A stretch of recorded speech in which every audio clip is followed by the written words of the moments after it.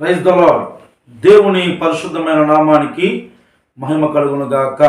ఆమె ప్రియమైన దేవుని బిడ్డలారా, క్రితం వారం మనం వీడియోలో యూదుల నెలల గురించి వివరణాత్మకంగా మనం చూసి ఉన్నాము. ఇంకా మీలో ఎవరైనా ఆ వీడియోని చూడని ఎడల కింద డిస్క్రిప్షన్లో మీకు లింక్ ఇవ్వబడింది, ఆ వీడియోను చూడగలరు. మరి ఈరోజు మరి ఒక ప్రశ్నతో మీ ముందుకు రావడం జరిగింది. ఆ ప్రశ్నకు సమాధానం ఇవ్వడానికి గుడివాడ ప్రాంతం నుంచి మన మధ్యలోనికి మువ్వల అనిల్ కుమార్ గారు వచ్చి ఉన్నారు. వందనాలండి. వందనాలండి. మరి ఈరోజు ప్రశ్నగా సృష్టి మొత్తం 6 దినములలో కలిగెను, అవి ఏ దినములు అని ప్రశ్నగా మనం తీసుకున్నాం. మొట్టమొదటిగా మీ ప్రశ్నని కొంచెం సవరించాలనుకుంటున్నాను. సృష్టి మొత్తం 6 దినాల్లో కలిగింది అని బైబిల్ చెప్పటం లేదు. ఓకే. సో బైబిల్ భూ వాతావరణంలో ఉన్నవి అన్నీ 6 రోజుల్లో కలిగాయని చెబుతుంది. చాలామంది ఏమంటారంటే ఈ సృష్టి మొత్తం 6 రోజుల్లో కలిగిందని వాళ్ళ సొంత ఊహలు చెప్తారు. కానీ బైబిల్ చెప్పేదాని ప్రకారం దేవుడు 6 రోజుల్లో ఏమేం చేశాడు అని మనం ఆదికాండం 1వ అధ్యాయం అంటే బైబిల్లో మొట్టమొదటి పేజీని మనం కనుక గమనిస్తే దేవుడు మొదటి రోజు వెలుగుని చేశాడు అని కనిపిస్తుంది. 2వ రోజు ఆకాశాన్ని చేసినట్టుగా మనకు కనిపిస్తుంది. 3వ రోజు భూమిని, సముద్రాన్ని, మొక్కలు, వృక్షాలను చేసినట్లుగా మనకు కనిపిస్తుంది. 4వ రోజు సూర్యచంద్ర నక్షత్రాలను ఏర్పాటు చేసినట్లుగా మనకు కనిపిస్తుంది. 5వ రోజు భూమి నీళ్ళలో ఉన్నవి, ఆకాశంలో ఎగిరే వాటిని చేశాడు. 6వ రోజు భూమి మీద ఉన్న వాటన్నిటిని చేశాడు. కాబట్టి 6 రోజుల్లో భూ వాతావరణంలో ఉన్న వాటినే చేసినట్లుగా ఆదికాండం 1వ అధ్యాయం మనకు చాలా స్పష్టంగా చెబుతుంది. కాబట్టి మీరు 6 రోజుల్లో సృష్టి అంతా కలిగింది అన్న దాన్ని నేనేం మారుస్తున్నానంటే 6 రోజుల్లో భూమి మీద ఉన్నవన్నీ కలిగాయి. సో అది బైబిల్ చెబుతుంది. అయితే మీరు అడిగిన ప్రశ్న, అవి ఏ దినాలు అంటే ఇప్పుడు మనం ఏ దినాలు అయితే చూస్తున్నామో ఇవే దినాలు అని మనం అర్థం చేసుకోవచ్చు. కానీ కొంతమంది విశ్వదినము అని కొంతమంది చెప్తున్నారు. అది బైబిల్ ప్రకారం అది కరెక్టేనా? అదే బ్రదర్, ఇప్పుడే మీకు చెప్పాను. చాలామంది 6 రోజుల్లో సృష్టి మొత్తం కలిగింది అనే ఆలోచనతో ఉన్న వాళ్ళు ఎవరైతే ఉన్నారో వాళ్ళు ఈ భూమి, ఆకాశం, నక్షత్రాలు, గ్రహాలు, ఉపగ్రహాలు వీటన్నిటి సృష్టి గురించి ఆలోచించినప్పుడు అవి 24 గంటల రోజు ఒక రోజులో సృష్టించబడడం కష్టం అని వాళ్ళు భావించడాన్ని బట్టి సో దానికి విశ్వదినం అని ఒక పేరు పెట్టి దానికి 100 సంవత్సరాలు, 1000 సంవత్సరాలు, లక్షల సంవత్సరాలు, బిలియన్స్ సంవత్సరాలు అని కూడా కొంతమంది చెప్పడం మనం చూస్తూ ఉన్నాం. అయితే విశ్వాన్ని గురించిన వివరాలు బైబిల్లో లేవు అని నేను మీకు తెలియజేస్తా ఉన్నాను. సో మీరు ఈ సృష్టిని గురించిన విషయాలు చూడడానికి, అర్థం చేసుకోవడానికి బైబిల్ నుంచి ఒక వచనాన్ని మనం చూద్దాం. నిర్గమకాండం 20వ అధ్యాయం 11వ వచనాన్ని చదువుదామండి. నిర్గమకాండం 20వ అధ్యాయం 11వ వచనం.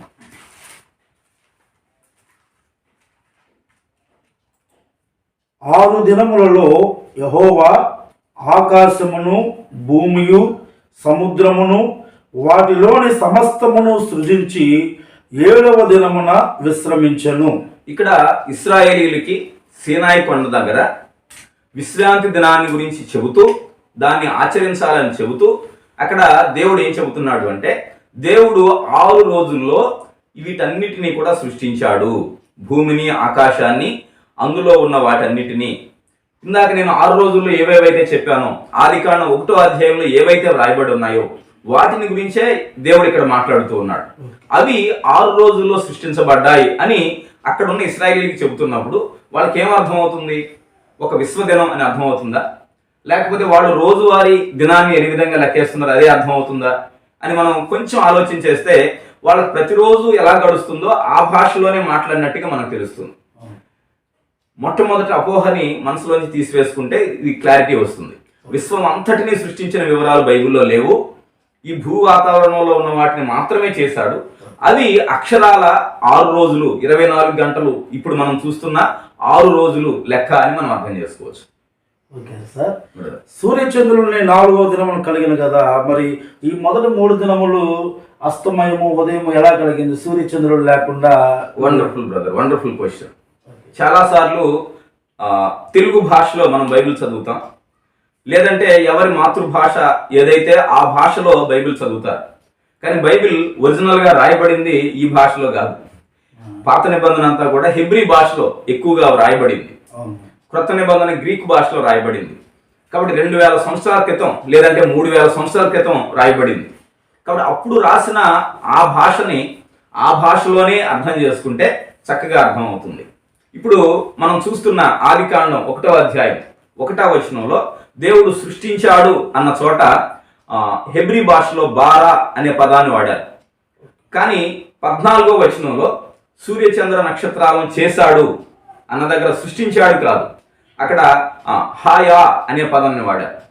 సో హాయా అంటే మొట్టమొదటిదేమో సృష్టించడం, తర్వాతదేమో ఏర్పాటు చేయడం అని అనుకోవచ్చు.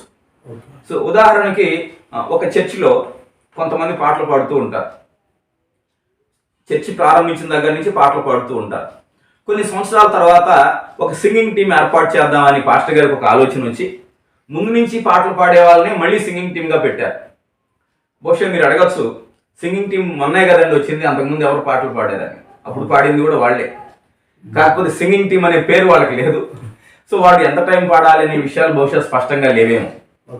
అలాగే సూర్యచంద్ర నక్షత్రాదులు అన్నీ కూడా ముందే సృష్టించబడ్డాయి. 14వ వచనంలో కొత్తగా సృష్టి చేయడానికి గురించిన మాట కాదది. హాయా అనే మాట దాన్ని చూసినప్పుడు అది ఉన్నదాన్ని ఏర్పాటు చేశాడు, ఒక క్రమాన్ని పెట్టాడు. అక్కడ అవి దినాలు, సంవత్సరాలు, మాసాలు సూచించడానికి ఆకాశంలో ఉండాలి అని ఒక నియమాన్ని పెట్టాడు. కాబట్టి ఆ రోజుగా దాన్ని మనం అర్థం చేసుకోవచ్చు. ఓకే సార్, బ్రదర్, ఈ సృష్టి మొత్తం కలగక మునుపు మరొక సృష్టి ఏమన్నా ఉన్నదా బైబిల్ ఆధారంగా? బ్రదర్, మీరు చాలా అంటే చాలా ఆశ్చర్యకరమైన ప్రశ్న, లేదంటే ఉత్సాహాన్ని ఇచ్చే ప్రశ్నని మీరు అడుగుతున్నారు. చాలా మందికి దీనికంటే ముందు ఏదైనా ఉందా తెలుసుకోవాలనే ఆతృత. ఈరోజు కొంతమందిని అడిగితే మీ ముత్తాత పేరు ఏంటంటే చెప్పలేని వాళ్ళు కూడా చాలా మంది ఉన్నారు. కొన్ని వాళ్ళ తాత పేరు చెప్పగలరంటే అది కూడా తెలియదు. కానీ ఆదాము కంటే ముందు ఏముంది అనే విషయం మనకు తెలియాలి. ఓకే, సో బైబిల్లో ఉన్నంత వరకు మనం గమనిస్తే సో ఆదాము కంటే ముందు ఉన్న వాళ్ళ పేర్లు ఏవి కూడా బైబిల్లో లేవు. అలా ఉన్నట్టుగా ఆధారాలు కూడా ఒక్కటి కూడా బైబిల్లో కనబడదు మనకి మనుషుల గురించి. అయితే దేవదూతలు ఉన్నారు అనే విషయం మనకు తెలుసు. కానీ మనుషులు ఆదాము కంటే ముందు ఉన్నట్లుగా బైబిల్లో మనకి ఏ విధమైన ఆధారం లేదు అని నేను తెలియజేస్తా ఉన్నా. ఓకే, అయితే మరొక ప్రశ్న అండి. మొదటి దినమున కలిగిన వెలుగు అది ఏమై ఉన్నది? 4వ దినమున సూర్యచంద్రులను చేసిన తర్వాత కలిగిన వెలుగు అదేమన్నది? వాటికి మధ్య 4వ దినాన సూర్యచంద్రులను చేసిన తర్వాత వెలుగు కలిగింది అని లేదు అక్కడ. మీరు చదవండి ఒకసారి 14వ వచనం చదవండి.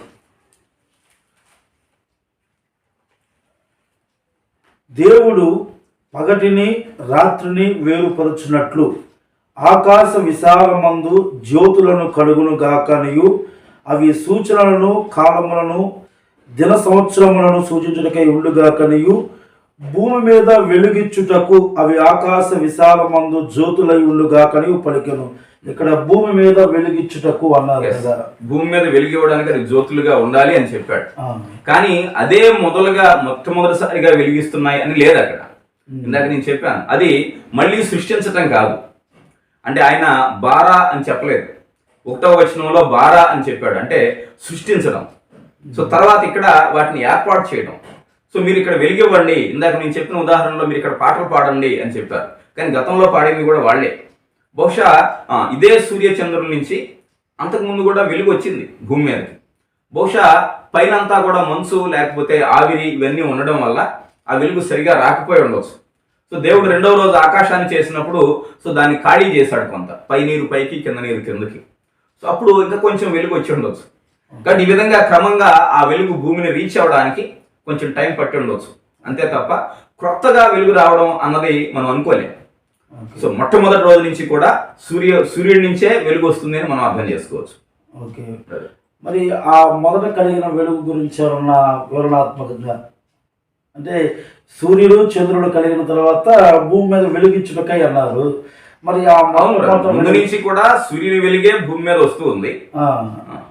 సో 4వ రోజు దానికి ఒక పర్ఫెక్ట్ డ్యూటీ టైము ఏర్పాటు చేసి వాటి డ్యూటీని వాటికి అసైన్ చేశాడు.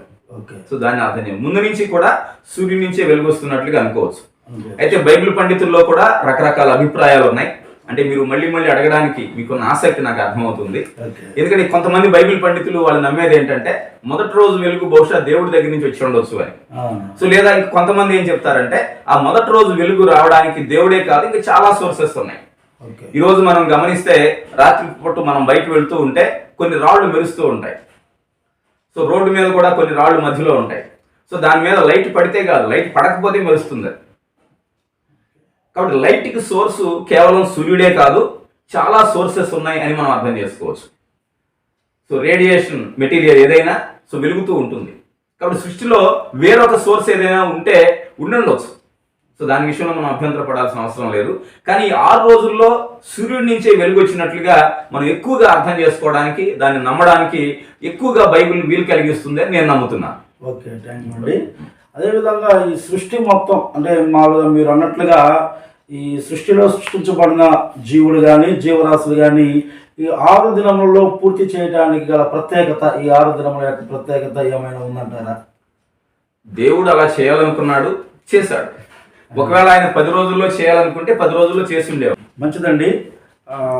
మీరు చెప్పిన యొక్క రెఫరెన్స్ను బట్టి నిర్గమకాండం 20వ అధ్యాయం 11వ వచనం ప్రకారంగా 6 దినములలో యెహోవా ఆకాశమును భూమియు సముద్రమును వాటిలోని సమస్తమును సృజించి 7వ దినమున విశ్రమించను అను వాక్యాన్ని ఏమైనా వివరణాత్మకంగా మీరు తెలియపరచగలరని కోరుకుంటున్నాం. చాలా సంతోషం బ్రదర్. 6 రోజుల్లో పని చేయాలి. దేవుడు కూడా 6 రోజుల్లో పని చేశాడు. ఆయన 7వ రోజు విశ్రమించాడు, మీరు కూడా విశ్రమించండి అని చెప్పిన వాటిని బట్టి 6 రోజులు మామూలు రోజులే, 7వ రోజు కూడా మామూలు రోజే అనే విషయాన్ని మనం అర్థం చేసుకోవచ్చు. సో ఇవి విశ్వదినాలకి వీటికి సంబంధం లేదు అనే విషయాన్ని మనం అర్థం చేసుకోవచ్చు. ఒకవేళ ఈ సృష్టి అంతా సృష్టించబడే టైంలో ఒకవేళ అక్కడ వేరే రోజులు ఉన్నాయో మనకు తెలియదు. ఎందుకంటే ఇప్పుడు మనం లెక్క పెట్టే రోజులన్నీ కూడా భూమి తన చుట్టూ తాను ఒకసారి తిరిగిన దాన్ని బట్టి ఒక రోజుగా లెక్కించడం జరుగుతుంది. కాబట్టి భూమి లేకముందు ఈ రోజులు ఉండే అవకాశం లేదు ఖచ్చితంగా. కాబట్టి భూమి యొక్క స్పీడ్ని వీటన్నిటిని కూడా దేవుడు నిర్ణయించిన దగ్గర నుంచి ఇదే రోజులు నడుస్తున్నట్లుగా మనం అర్థం చేసుకోవచ్చు. సో 4వ రోజు సూర్యచంద్రుల్ని సృష్టించారు అని లేదు అని దాన్ని మనం ఆల్రెడీ చెప్పుకున్నాం. 4వ రోజు వాటిని ఏర్పాటు చేశాడు, అవి అలా ఉండేటట్లుగా వాటిని నియమించాడు, నిర్ణయించాడు అని అర్థం చేసుకోవచ్చు. అందుకే హెబ్రీ భాషలో కూడా సృష్టించాడు అన్నదానికి, అవి వాటిని ఏర్పాటు చేశాడు అన్నదానికి వేరు వేరు పదాలను వాడారు. 1వ వచనంలో 14వ వచనంలో వేరు వేరు పదాలు అంటే బారా హాయా అని వేరువేరుగా పదాలు ఉపయోగించడాన్ని మనం చూసాం. కాబట్టి మామూలు దినాలే అవి. కాబట్టి మనం ఈ రోజు కూడా 6 రోజులు కష్టపడి పనిచేయాలి. ఒక రోజు వారానికి విశ్రమించగలిగితే శరీరానికి చక్కగా విశ్రాంతి దొరుకుతుంది, మళ్ళీ యాక్టివ్గా మనం పని చేయగలుగుతాం. అందుకోసమే దేవుడు ఆ విధంగా ఏర్పాటు చేసినట్లుగా మనం అర్థం చేసుకోవచ్చు బ్రదర్. ఓకే, థ్యాంక్ యూ అండి. వందనాలండి. విన్నారుగా, సృష్టి మొత్తం 6 దినములలో దేవుడు ఏమేమి ఆయన సృష్టించాడు, విశ్వదినం గురించిన వివరణాత్మకత చాలా చక్కగా మనం విని ఉన్నాము. ఇంకా ఈ విషయంలో ఏమైనా ప్రశ్నలు ఉన్నాయా మీరు మీ కామెంట్స్ రూపంలో తెలియపరచండి, వాటికి సమాధానం ఇవ్వడానికి మేము ప్రయత్నం చేస్తాము. మరి యొక్క ప్రశ్నతో వచ్చే వారం మేము ముందుంటాము. అంతవరకు సెలవు. అందరికీ వందనాలు.